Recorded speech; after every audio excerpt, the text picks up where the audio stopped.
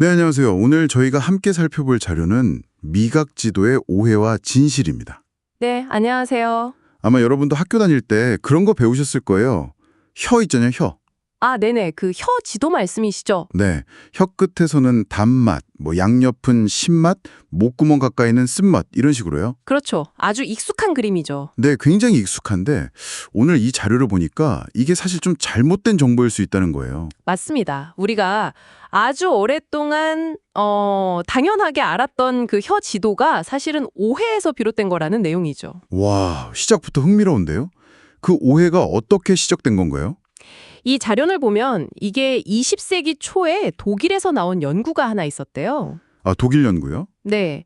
근데 그 연구 결과를 이제 다른 나라에서 번역하고 또 그걸 해석하는 과정에서 뭐랄까 좀 오류가 생긴 거죠. 번역이랑 해석에서요. 그럼 원본 연구는 그런 내용이 아니었을 수도 있겠네요.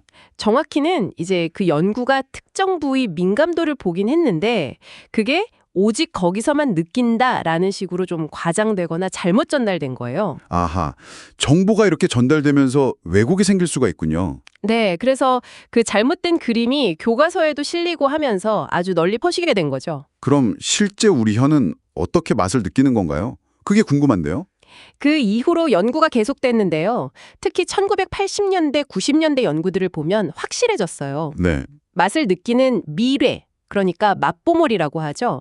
이게 무슨 맛 전용 구역처럼 나뉘어 있는 게 아니라는 겁니다. 아, 전용 구역이 아니다. 네. 중요한 건 뭐냐면 단맛, 짠맛, 쓴맛, 신맛, 그리고 요즘 많이 얘기하는 감칠맛까지. 네, 5가지 기본 맛이요. 그렇죠. 이 기본적인 맛들은 혀의 거의 모든 부분에서 감지될 수 있다는 거예요. 모든 부분이요. 네. 그럼 혀 끝에서도 쓴맛을 느낄 수 있고 그런 건가요? 네, 그렇습니다.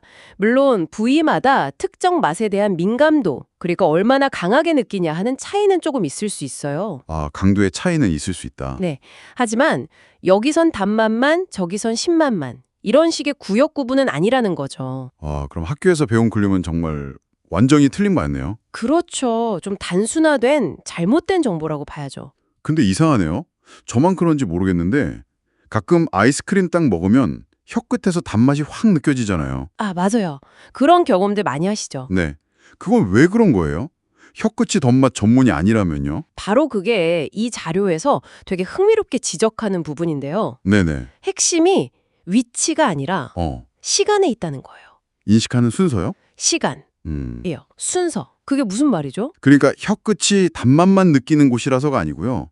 혀의 다른 부분보다 그 혀 끝에 있는 미뢰들이 단맛 신호를 조금 더 빨리 뇌로 보낼 수 있다는 거죠. 아, 더 빨리요? 네. 아주 미세한 차이겠지만 그래서 우리가 단맛이네?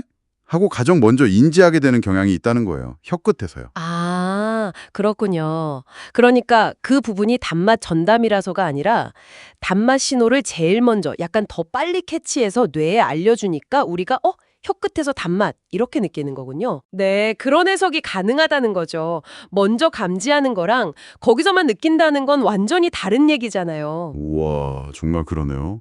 이게 우리가 흔히 혼동했던 지점이군요. 맞습니다.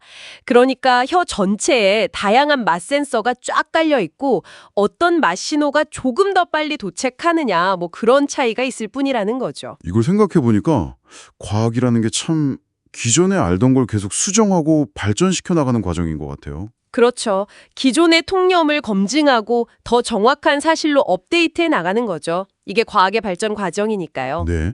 결국 이 자료가 알려주는 건 우리가 알던 혀 지도는 좀 단순화된 오해였고 네, 오해였고 실제 맛을 느끼는 건 훨씬 복잡하고 어쩌면 시간차까지 고려해야 하는 미묘한 과정이라는 거네요. 맞습니다. 여러분도 이제 음식 드실 때 한번 생각해 보시면 재밌을 거예요. 이 맛이 어디서 먼저 느껴지지 하고요. 네. 경험이랑 연결해보면 더 와닿을 것 같아요. 그래서 정리를 좀 해보면 그 교과서 혀 지도는 이제 잊으셔도 좋다. 네, 잊어버리자. 혀의 모든 부분에서 다양한 맛을 느낄 수 있고 중요한 건 위치보다는 인식의 순서, 즉 시간일 수 있다는 점. 네. 마지막으로 이런 질문 한번 던져볼 수 있을 것 같아요. 어떤 질문인가요? 만약에요, 사람마다 특정 맛에 대한 민감도나 이 인식 순서가 조금씩 다르다면요. 아, 개인차가 있다면. 네, 그게 혹시 왜 어떤 사람은 유독 단 걸 좋아하고 어떤 사람은 쓴맛에 민감하고 이런 개인적인 음식 선호도나 맛 민감성의 차이를 설명하는 실마리가 될 수 있지 않을까요? 와, 그거 정말 흥미로운 질문인데요. 맛을 느끼는 시간차나 민감도가 개인마다 다르다면 그게 음식 취향까지 연결될 수 있다. 네, 한 번쯤 생각해 보실 만한 재미있는 포인트인 것 같습니다.